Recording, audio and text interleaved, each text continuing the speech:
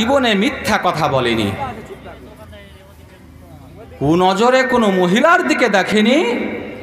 আর যেই লোকটা জীবনে মিথ্যা কথা বলেনি, কোনো ইতিহাসে আছে যে যেই লোকটা জীবনে যার তাকবীরে তাহারিমা মানে আল্লাহ আকবার বলে যে নামাজ শুরু করা হয়, এই নাম তাকবীরটা যার ছুটিনি।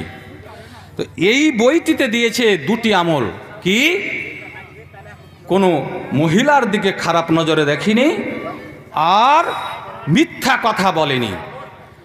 মিথ্যা কথা বলাটা কেন তিনি শর্ত পেশ করলেন? মিথ্যা কথা বললে পারে মানুষের ঈমান থাকে না, মানুষ মোনাফেক হয়ে যায়। এই জন্য তিনি এমন একটা শর্ত পেশ করলেন যে খুবই কম মানুষের মধ্যে এই শর্ত পাওয়া যাবে। কথায় কথায় আমরা মিথ্যা কথা বলে দিই, কথায় কথায় মিথ্যা গলা বল দিই। সুবহানাল্লাহ।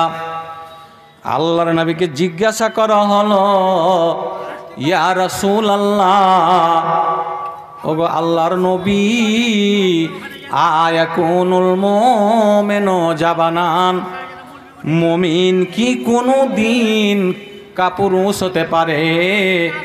নবী বললেন হ্যাঁ, নবী বললেন হ্যাঁ, মুমিন কাপুরুষ হতে পারে।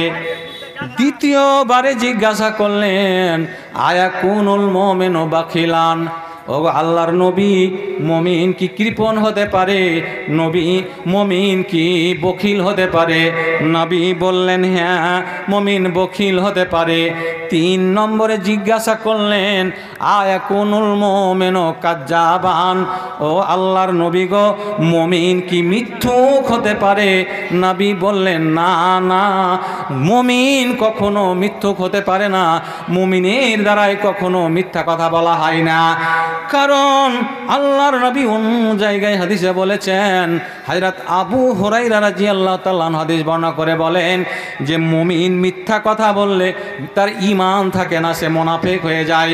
কারণ আল্লাহর নবী বলেছেন, আয়াতুল মুনাফিকে সালাসুন, মুনাফিকের আলামত হলো তিনটি। ইজা হাদ্দাসা কাযাবা, যখন কথা বলবে তখন সে মিথ্যা কথা বলবে। এটা হচ্ছে মুনাফিকের পরিচয়, মিথ্যা কথা বলাটা মুনাফিকের পরিচয়। তো একজন মুমিন যদি মিথ্যা কথা বলে তাহলে তার ঈমান থাকে না, সে মুনাফিক হয়ে যায়। আর মুনাফিকের স্থান আল্লাহ কোরআনে বলেছেন, ইন্নাল মুনাফিকিনা ফিদ দারকিল আসফালি মিনান নার, মুনাফিকের স্থান হলো জাহান্নামের একবারে অতল তলে। তাহলে এই মিথ্যা কথাটা বলাটা ঈমানের কত ক্ষতি করে। আর যার কারণে ওলিউল্লাহ বলেছিলেন যে যে মিথ্যা কথা বলবে সে যেন আমার জানাজার নামাজ না পড়ায়। বলেন সুবহানাল্লাহ। এশারের পর আত্মীয় স্বজন সন্তান সন্ততিকে ডেকে এই শর্ত তিনি পেশ করে দিলেন। কত ওলিউল্লাহ খোদাফিরো মানুষ ছিলেন, রাত পার হতে না হতে ফজরের নামাজ পড়ে তিনি মারা গেলেন। বলেন সুবহানাল্লাহ। যেমন এই ফজরের নামাজ পড়ে তার মারা গেলেন, গোটা গ্রামে খবর করা হলো, গোটা দেশে খবর করা হলো ওলিউল্লাহ মারা গেছেন। ও দেশের মানুষেরা গো, তোমরা তার জানাজায় চলে এসো, বাদে জোহরে নামাজের পরে তার জানাজা খাড়া হয়ে যাবে। দূর দূরান্ত থেকে মানুষেরা আল্লাহওয়ালা লোকের জানাজা পড়ার জন্য চলে আসলো। সময় হয়ে যাচ্ছে, মানুষ উজু করে একবারে টাইম কাছে গেছে, সব মানুষের উজু করা হয়ে গেছে। যখন ওলিউল্লাহর লাশকে জানাজার সামনে নিয়ে আসা হলো গো, সমস্ত মানুষ কাতার বন্দি, আর কোনো মানুষ রাস্তায় চলাচল নাই, সব মানুষ চলে এসেছে, জানাজার নামাজ হবে। হট করে একটা সন্তান বলে উঠলো, ও এতগুলো হাজার হাজার মানুষের মধ্যে কে এমন আছো গো যে আমার জানাজা, আমার আব্বার জানাজার নামাজ পড়াবে? এতগুলো আলেম, শও হাজার হাজার আলেম এসেছে, হাজি সাহেব এসেছে, অনেক লোক এসে উপস্থিত হয়েছে। সমস্ত লোকের সামনে বলা হলো, 4 গুণের মানুষ কে আছেন? আপনারা আছেন, খাটিয়ার সামনে এসে জানাজার নামাজটা পড়ান। কি 4 গুণ? বলছে, আব্বা আমার ওয়াসিয়ত করে গেছেন যে যেই ব্যক্তি তাহাজ্জুদের নামাজ জীবনে ছাড়েনি, যেই ব্যক্তি আসরের আগে সুন্নাত নামাজ আছে এ জীবনে ছাড়েনি, যেই ব্যক্তি বেগানা নারীর দিকে জীবনে কুনজরে দেখিনি, যেই ব্যক্তি জীবনে মিথ্যা কথা বলেনি। যেমনই কথা পেশ করা হলো, বলা হলো, সব মানুষ হতভম্ব, কোনো মানুষ আর কথা বলতে পারছে না। কেউ তো বলছে আমি জীবনে তাহাজ্জুদের নামাজ ছাড়িনি, কিন্তু মাঝে মাঝে আমার আসরের সুন্নাত ছুটে গেছে। কেউ তো বলছে আমি সুন্নাতও পড়েছি, তাহাজ্জুদের নামাজও পড়েছি, কিন্তু মিথ্যা কথা বলার হয়তো প্রমাণ করতে পারছি না, গ্যারান্টি দিতে পারছি না। এই করে করে হাজার হাজার লোক উপস্থিত, কোনো মানুষ জানাজা পড়াবে এইরকম ভাবে কিন্তু কেউ দাঁড়াতে পারে না। বলেন সুবহানাল্লাহ। কেউ পারে না। এটা তো ইতিহাসের কথা। আগের জামানাতে ওয়াসিয়াত করে যেতেন, এই ওলিউল্লাহ যেমন ওয়াসিয়াত করেছেন, সেরকম সাধারণ মানুষও ওয়াসিয়াত করতেন। তাহলে এটা তো ইতিহাসের কথা। এই কথাটাকে সাপোর্ট করার জন্য, শর্তটাকে সাপোর্ট করার জন্য একটা বিরাট বড় হাদিস, তার শেষ অংশখানটা বলছি, সাপোর্ট করার জন্য। একজন বিশিষ্ট সাহাবী, সেই সাহাবীর নাম আপনারা মনে রাখবেন, তার নাম হলো হযরতে আমর বিন আস।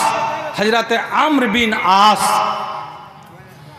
এই আমর বিন আস মরণের সময়, মরণের যন্ত্রণা যখন চলে এসেছে কাছে, তিনি বুঝতে পারছেন যে দুনিয়ার খেলা সব শেষ, দুনিয়ার সময় আমার সব শেষ, আমাকে আলামে বারজাক, এই কবরে যেতে হবে। তখন তিনি কাঁদছেন, খুব কাঁদছেন। আমার ভাইরা, আমার কাকা জানেরা, একজন বিশিষ্ট সাহাবী হয়ে মরণের যন্ত্রণার সময় তিনি কাঁদছেন। ছেলেরা জিজ্ঞাসা করলেন, ও আব্বা, লিমা তাবকি, তুমি কাঁদছো কেন? তোমাকে আমরা এত দিন থেকে দেখছি, কোনো দিন এইভাবে কাঁদতে দেখিনি। আব্বা তুমি কেন ভেঙে পড়েছ? কেন তুমি এত কাঁদছো? হযরত আমর বিন আস তিনি বললেন, ওরে আমার সন্তানেরা, লি সালাসাতু আহওয়ালিন, আমার জীবনে 3টি অবস্থা হয়েছে।